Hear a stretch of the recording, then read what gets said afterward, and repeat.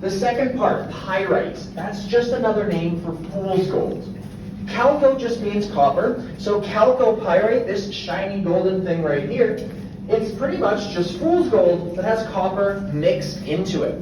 And this is actually our most important source of copper on the planet. Over 75% of the world's copper mines, this is what they were looking for. And again, we had a lot of it here at Britannia, folks. But when our miners were getting started, this chalcopyrite, they were not finding it just stuck on a fence like this, waiting to be picked up. Obviously, we have to mine for this first. That is what our miners are doing down here.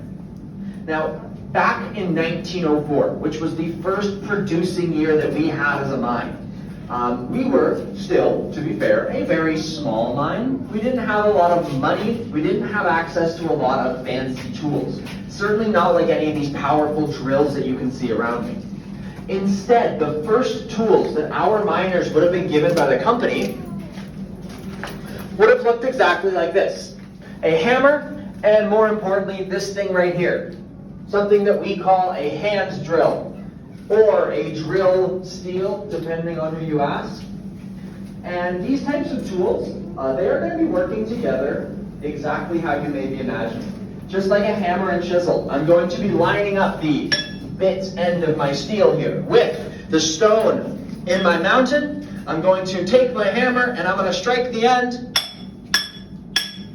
just about 3 times. Before I want to twist that drill bit so it doesn't get stuck in the rock, and then I'm going to do that again, and again, and again, and again, and again, and again, and again, and again. You guys get the point. This was not a very fast tool. Cheap, simple, absolutely. Fast, certainly not.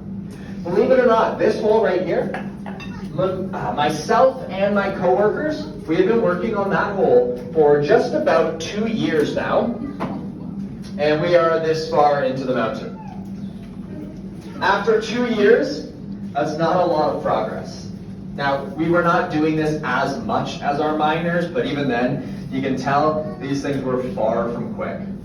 But again, these are just what got us started, folks, because as the years go on, we start to upgrade from these not so powerful hand tools. We find more and more of this copper mineral, and as we do, we make more money. And with that money, we start to invest in some upgrades. By the 1910s, we left those hand tools behind, and we start to see our first type of automatic rock drill here at Britannia, which is that machine at the far end of my tunnel there. Now, that type of tripoded drill is something that we call a piston drill. Like again, it is our first automatic drill, so it's doing the same thing my hand tools were doing, but that drill can do it way faster. The piston drill was so good at its job that it could take solid rock and turn it into dust. It was incredibly powerful. Now, that's awesome if you are the company that owns the mine, but if you're one of the miners who are using that drill, it's a really big problem. You're spending 8 hours a day and you're breathing up that rock dust into your lungs. It starts to make our miners incredibly sick. They start to develop a disease known as silicosis. Incredibly dangerous. It's not ideal. But thankfully, also not the drill that we were stuck with for all 7 decades that this mine was in operation. As time continues to move on, our technology keeps getting better, and eventually we are left with our #1 drill here at Britannia. This machine right here. This type of drill, this is something that we call a jackleg drill. Jackleg because it has only got a single leg. It's a pretty straightforward name. And this type of drill made a lot of improvements in drilling design. If you compare my jackleg here to my piston drill down there, that machine weighs 300 pounds. You need a team of 3 miners to operate it. You're going to have one of them holding each of those legs down with their entire body weight so the drill doesn't fall over. The jackleg, you don't have to worry about any of that. This machine right here only weighs 100 pounds. It can be safely used by only one miner, and, way more importantly, it also solved that rock dust problem. And it's a simple solution. This drill bit right here is hollow. Has a hole that runs right down the center of it. So all we gotta do while the drill is running is pump a little bit of water straight through the end of that drill bit.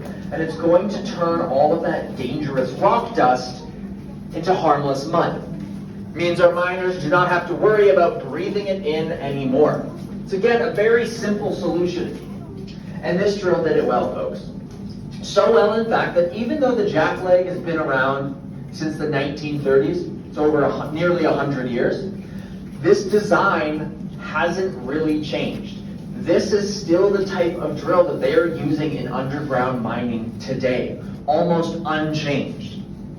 And the drill that I have right here, this one's extra special, folks, because this drill does still work. And I am going to turn this on, and I'm going to show everybody how this works. Before I do that, folks, this is going to be one of those loud noises that I was talking about. So, before I turn on my drill, I'm going to give everyone a countdown from 3. While I am counting down from 3, I recommend you use that time to cover your ears. I'm only going to have my drill turned on for a couple of seconds altogether, folks, and it's a little bit louder than construction equipment. Here are my safety gear. Wearing too many things on my head. The first thing I'm going to want to do here, folks, is just turn on my power right here. This part's not loud. This is the loud part. So, in 3, 2, 1.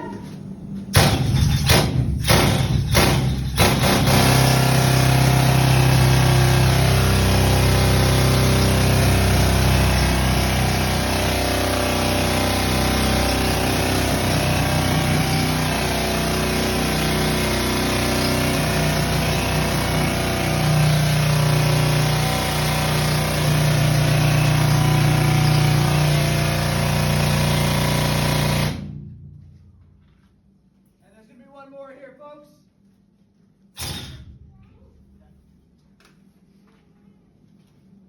All done. Now, first observations, obviously, that is pretty loud, absolutely. It's also my favorite part of my job, if you can't tell. I have a lot of fun with that drill. But I want you to kind of look at this from our miner's perspective.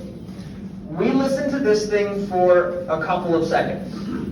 Imagine if you were using this drill all day long, and it was never just a single drill.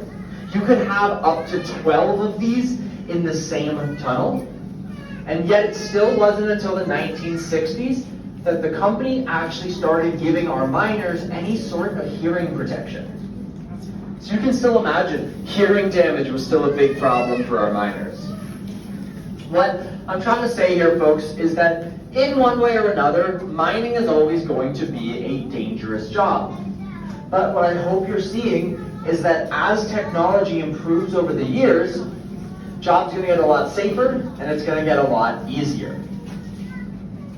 That being said, I am talking about the entire mining process, and what I have shown you is just one small part. All of these drills have one thing in common, and that is that they've given us a couple of holes in the rock, but they have not given us a tunnel, not like the one we're standing in. In order to get a tunnel like this, we're going to need a couple more things. Step number 1 is drilling, and that's going to get us ready for step number 2, which we call blasting. And as you can probably guess, blasting is going to include dynamite. At least it should. Unfortunately, my boss doesn't give me real dynamite to demonstrate with. That part's considered a little too dangerous. So we're just going to have to be a little bit creative here, folks. Try imagining instead what this would have been like. Our drilling team would have come down here, and these guys would have set up a bunch of those holes into the end of our tunnel, the part that we call our face. If you're interested in what that might look like, look no further than that wall directly behind you. You'll see it covered with dozens and dozens of boreholes, just like it would look before the blasting team got to it. Now, once our drillers have done that, got our tunnel looking a little bit like that, they're going to get a move on, and the blasting team takes over. Blasting team is going to fill those holes up with sticks of dynamite. We're using about 50 pounds of explosives for just a single round of blasting. Once we have our charges set, our blasting team is going to run away a very safe distance, hopefully around the corner, before calling out, fire in the hole, hitting that dynamite plunger, and boom, we get a massive explosion at the end of our tunnel. Enough power from that blast to send 50 tons of rock breaking apart and crashing down to the ground. That's about the same weight as 4 school buses, and what we get is 8 more feet of tunnel. And we're not even done yet, because we've still got one step left, folks, and that is cleanup. We need to get those rocks from our explosion, and we need to get them out of here so we can start the entire thing over again. Now, that third and final step, folks, is something that we like to call mucking.